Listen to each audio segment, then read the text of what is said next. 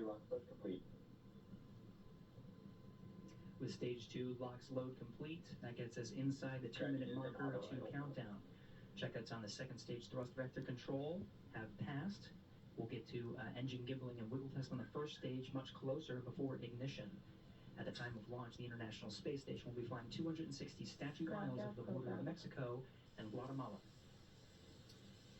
Now, we are just about 20 seconds from T-minus 1 minute where the Falcon 9 will be in startup and the onboard flight computers will take control of the countdown.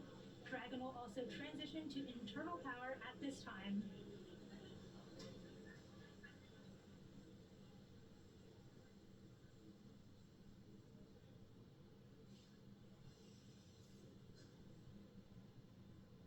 Falcon 9 is in startup. We are now in startup. Dragon is in countdown. And Dragon is in countdown. Range remains go for launch, waiting for that final go from the SpaceX launch director. SpaceX launch director, go for launch. You heard that call out. The launch director has given that final go. All systems are go for launch of Falcon 9 and the CRS-30 mission.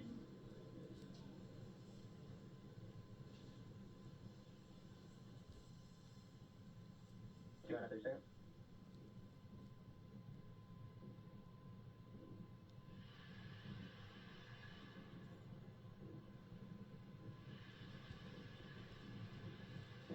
Seconds.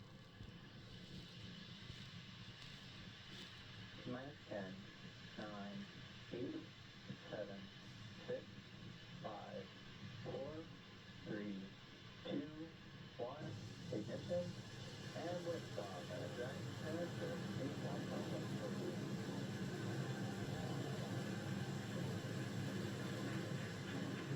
Consultants and cargo take flight on NASA's SpaceX 30th Commercial Resupply Services mission.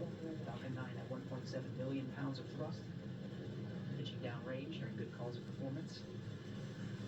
Nominal trajectory as Falcon 9 and Dragon arc out to the northeast. Falcon 9 has successfully lifted off from Slick 40 at Cape Canaveral Space Force Station. And during ascent, we will tilt or gimbal our engines, guiding the rocket into what we call a gravity turn. Through this turn, the vehicle is flying both up and horizontally away from the launch pad. Now, this rocket typically needs to go about 17,500 miles per hour horizontally in order to make it to orbit and avoid being pulled back down to Earth. So moments ago, we did throttle the engines down in preparation for max Q, or maximum aerodynamic pressure, in just a couple seconds. Max Q. There was that call out for max Q.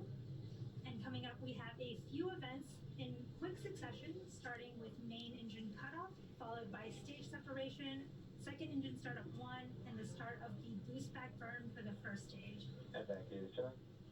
There's the call out. The MVAC engine on the second stage is chilling in, getting ready for startup. Now, the first of these events is main engine cutoff, or MECO, where the 9 Merlin 1D engine on the first stage will shut down in preparation for stage separation, which is where stage 1 and 2 will separate from each other, with the first stage making its way back down to Earth and the second stage performing second engine start 1, which is where we ignite that single Merlin vacuum engine on board the second stage. The boost back burn will then start on the first stage. This burn helps assist the vehicle flip back around and reorient itself back to land. MECO starting in just a couple seconds.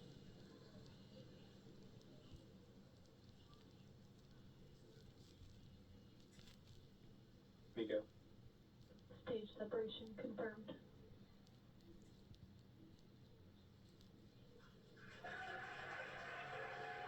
And back position. Stage 1 boost startup. There you heard and saw those events happening back to back. Awesome views of the first stage flipping back around as it performs its boost back burn. Again, we had main engine cutoff of the first stage separation, second engine start on the second stage, and that first stage doing the awesome flip as it starts its boost back burn. Now, this burn is a little under a minute, so we have about 20 seconds left in this burn.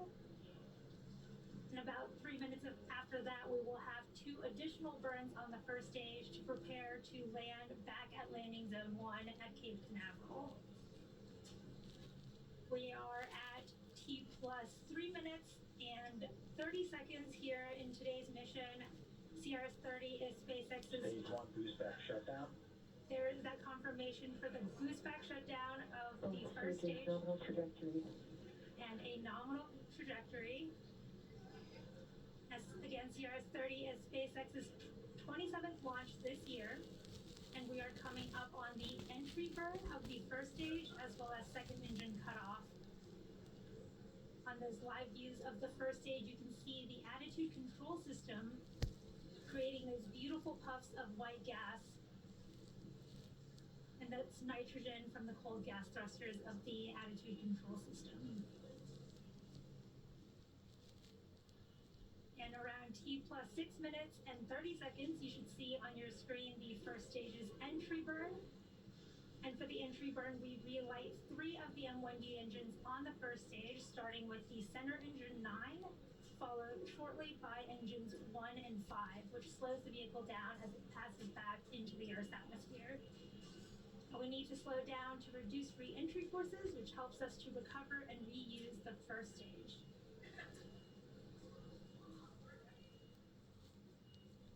The second stage on the right, you can see beautiful views of the Earth in the background and that Merlin vacuum engine heating up as it performs its burn.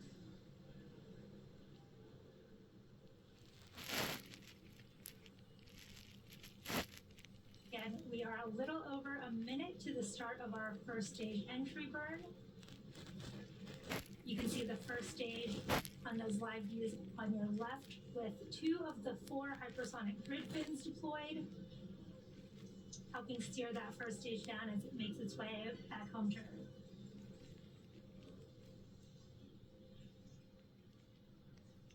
Now you can see the telemetry on the bottom left and right hands of your screen.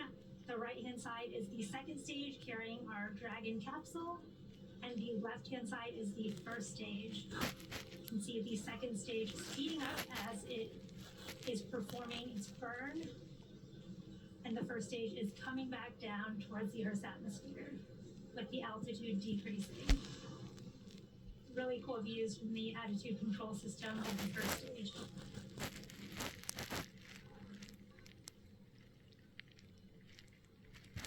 Just about 20 seconds from the start of our first stage entry burn, we should be able to see really cool views of that burn from those views on the left of your screen.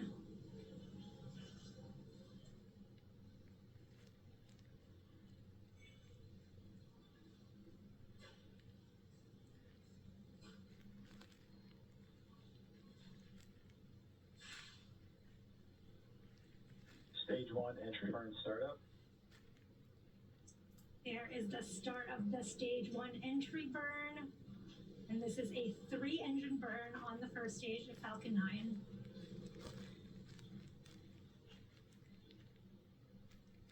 Stage 1 entry burn shutdown. There you Stage saw 1 FTS assist. really cool views of the end of the first stage entry burn and the Both flight stages nominal trajectory. and the call outs for nominal trajectory and the flight termination system being saved. Now the first stage that is supporting today's mission has just performed this entry burn for the 6th time. Falcon 9 is the world's first orbital class reusable rocket, and this allows SpaceX to refly the most expensive parts of the rocket, which in turn drives Stage down 1 transonic. the cost of access to space. Now coming up, we have that landing burn starting in just a few moments.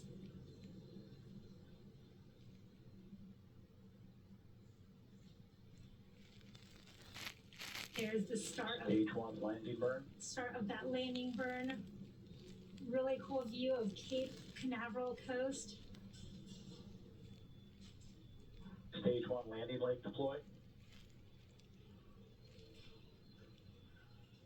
Wow, wonderful views of that first stage landing. Stage 1 landing confirmed. Back at landing zone 1, looking pristine there, and there you have it. Guidance. That landing marks SpaceX's 286th recovery of an orbital class rocket, including the first stage landings for Falcon Stage 9 2 FTS has safed. and Heavy. You heard that call out that stage 2 FTS is safe, getting ready for second engine cutoff here in just under 10 seconds.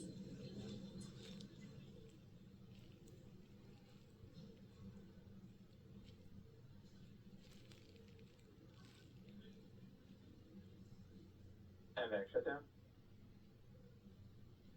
There is that second engine cutoff with the MVAC shutdown call out, waiting for confirmation of a good orbital Nominal insertion. orbit insertion. There is that confirmation of good orbit. It looks like we are on track for Dragon separation in just a few minutes, just before the T plus 12-minute mark. It has been a great launch so far. As I mentioned earlier, today's launch was the first for our upgraded Dragon to be flying from Slip 40 after we stopped flying the older version of Dragon back in 2020. And to support our growing launch manifest, we've made new upgrades to Space Launch Complex 40, including a brand new tower and access arm, which enables more efficient late load operations as well as human spaceflight missions. And with these updates, we are on our way to having 2 launch pads capable of supporting flying humans to space. You can see really cool views of the MVAC engine and the Earth in the background from the second stage. And in addition to flying cargo to support crew on board the space station, SpaceX also enables researchers the opportunity to fly critical science to orbit on Dragon, which has carried over 1,000 research experiments to and from low Earth orbit and the International Space Station since 2012. Enabling research in space paves the way for us to explore beyond Earth and make life multiplanetary. And now we are waiting for Dragon to separate from Falcon 9's second stage. To recap so far, we had an on-time liftoff at 4:55 p.m. Eastern Time. Everything has proceeded nominally so far. Stage separation occurred at about 2.5 minutes into flight, and that was followed by a successful landing of Falcon 9's first stage at Landing Zone 1 back in Cape Canaveral, Florida. That was the 6th landing for that particular Falcon 9 first stage. And for those of you following along, this Dragon capsule has also supported CRS-22, CRS-24, and CRS-27, which were 3 additional cargo resources.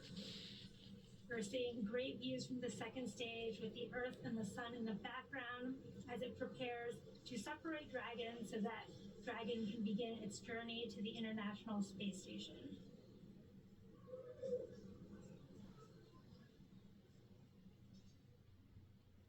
Just a few seconds from payload deployment.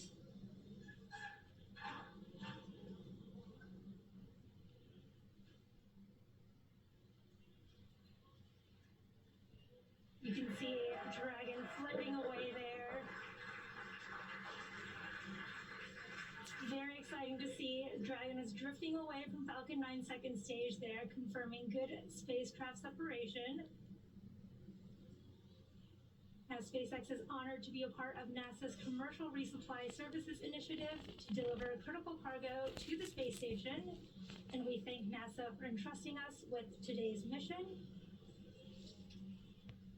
For those of you following along, you'll know that this mission marks our 27th of the year. Congratulations to the SpaceX team. We're just in March and we're already launched in partnership with NASA missions like Axiom 3, Cygnus, and PACE, Intuitive Machines, Crew 8, and more. You can check spacex.com/launches for up-to-date missions and schedules.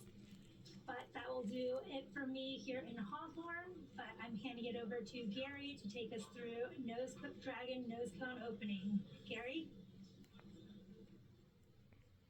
Hey, thank you, Yome. We were following along from here in Mission Control Houston, a wonderful launch of Dragon from Space Launch Complex 40 at Cape Canaveral Space Force Station. Great to see Dragon in orbit and starting its journey on the way to the International Space Station.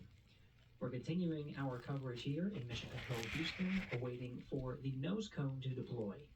The nose cone is at the very tip of the Dragon spacecraft. Once deployed, exposes the 4 forward bulkhead Dracos.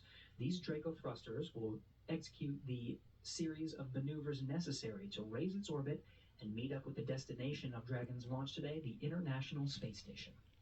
Of course, after separation, it is carrying 3 tons of supplies, including science, as well as some food to the International Space Station. A common question we get is what sorts of treats and food are inside Dragon that the Expedition 70 crew aboard station is awaiting.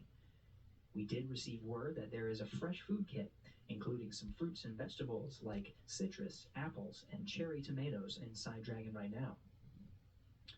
There's also 2 crew-requested coffee kits and 60, that's 60, bulk overwrap bags. These are standard bobs containing some standard food menu items as well as some crew preference choices. You're getting a live look at the second stage, now transferring to the control rooms. On the left side, you see the SpaceX mission control teams over in Hawthorne, California, that oversaw today's launch and will continue to monitor Dragon on its journey to the International Space Station over the next day and a half. The teams you see there on the right are here with me in Mission Control Houston, the International Space Station flight control teams monitoring the orbiting complex, and of course the operations jointly with Hawthorne, the flight controllers there. Joint operations between the 2 teams you see here will come a little bit closer to when Dragon is in its final approach.